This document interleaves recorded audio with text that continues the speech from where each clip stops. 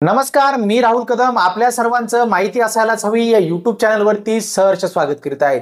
आज आपण या व्हिडिओमध्ये जाणून घेणार आहोत की आपल्या गावातील किंवा आपल्या शहरातील मतदार यादीमध्ये नाव आहे की नाही ते कशा पद्धतीने आपण घर बसल्या आपल्या मोबाईलवरती चेक करू शकतो। याच विषयाची सविस्तर माहिती जाणून घेण्याचा प्रयत्न आज आपण या व्हिडिओमध्ये करणार आहोत। आपण माहिती असायलाच हवी या YouTube चॅनलवर पहिल्यांदा आला असाल तर हा YouTube चॅनल नक्की सबस्क्राईब करा, त्यासोबत शेजारील बेल आयकॉन दाबायलाही विसरू नका। चला सुरू करूया आजचा हा व्हिडिओ।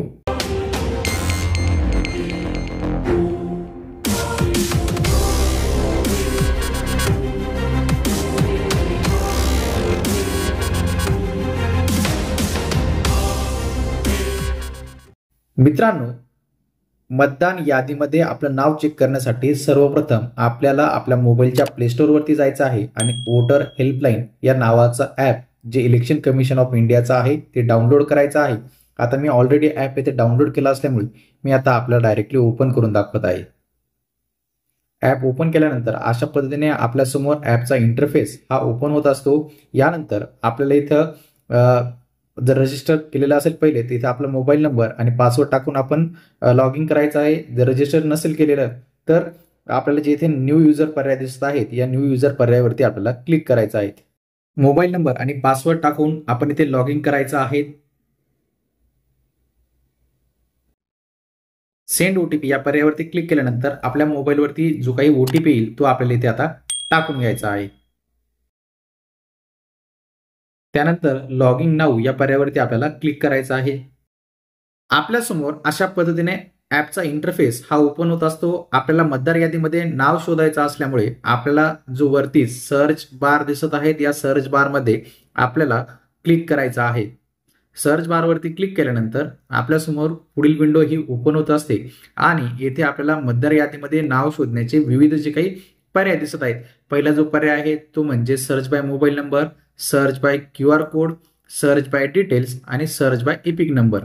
म्हणजेच काय, जर आपण मोबाईल नंबर रजिस्टर केला असेल तर मोबाईल नंबरच्या माध्यमातून आपण शोधू शकतात। जर आपलं नवीन वोटर आयडी असेल तर वोटर आयडी वरती QR कोड येतो त्याच्या माध्यमातून शोधू शकता, किंवा आपण सर्च बाय डिटेल्स म्हणजे आपल्या नावाने सर्च करू शकतात, किंवा आपल्याकडे जर मतदान कार्ड असेल आणि मतदान कार्डवरती जो काही नंबर असतो तो नंबर टाकून सुद्धा आपण शोधू शकतात। तर आपण जो आहे हे दोन पर्याय, जर आपला मोबाईल नंबर रजिस्टर असेल तर मोबाईल नंबर रजिस्टरच्या माध्यमातून आपण शोधू शकतात। आता मी जे काही दोन पर्याय आहेत शेवटचे त्यांच्या माध्यमातून आपल्याला शोधून दाखवणार, एक तर सर्च बाय डिटेल्स आणि दुसरं सर्च बाय एपिक नंबर। आता सर्वप्रथम सर्च बाय डिटेल्स या पर्यायावरती आपण क्लिक करूया। त्यानंतर आता इथे आपल्याला जे काही आपलं पहिलं नाव आहे ते नाव टाकायचं आहे, लास्ट नेम टाकायचं आहे। त्यानंतर वडिलांचे किंवा रिलेटिव्हचं जे काही नाव आपण मतदार यादीत दिले असेल ते नाव इथे आपल्याला टाकायचं आहे। नाव टाकल्यानंतर आपली एज सिलेक्ट करायचं आहे। त्यानंतर आपलं राज्य निवडायचं आहे, डिस्ट्रिक्ट निवडायचं आहे। त्यानंतर आपली जी काही असेंब्ली असेल ती असेंब्ली आपल्याला इथे निवडायची आहेत।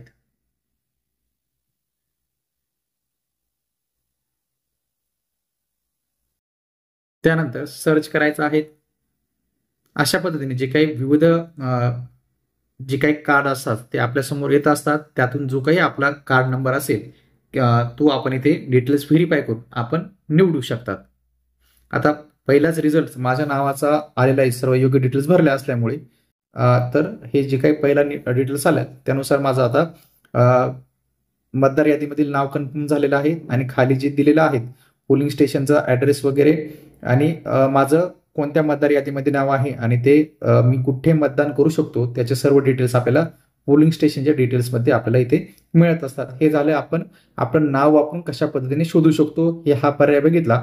जर आपल्याकडे वोटर आयडी नंबर जर असेल, एपिक नंबर जर असेल त्याच्या माध्यमातून सुद्धा आपण आपलं नाव हे शोधू शकतो, तेही बघूया कशा पद्धतीने शोधता येतात ते।